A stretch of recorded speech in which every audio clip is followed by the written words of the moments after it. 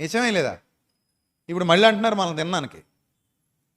నాకైతే భయం అనిపించట్లేదు, దాన్ని లెక్కలో కూడా తీసుకోవట్లేదు నేను. ఎందుకంటే అప్పుడే నేను అనవసరంగా పట్టించుకున్నాను అనిపించింది. ఇప్పుడు ఇంక అసలు పట్టించుకోవాలన్న ఆలోచన కూడా లేదు నాకు. వస్తే రాని ఒక రోజు జలుబు వస్తుంది, జ్వరం వస్తుంది, పడుకుంటాం, లేస్తాం, అంతే. అంతకు మించి దాన్ని సీరియస్గా తీసుకోకండి. ఎందుకంటే భయం కంటే భయంకరమైన రోగం మరొకట్లేదు, అంతే కదా? అన్నిటికంటే ప్రధానమైన భయంకరమైన రోగం ఏదైనా ఉంటే ప్రపంచంలో భయం. అది దాని మించిన రోగం ఇంకోటి లేదు నాకు తెలిసి.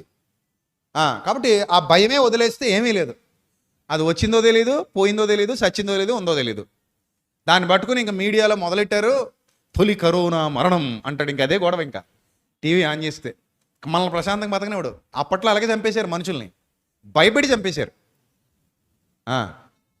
సో కాబట్టి ఇంకా అవన్నీ వదిలేస్తే ప్రశాంతంగా మనం మన జీవితాన్ని గురించి ఆలోచించుకుంటూ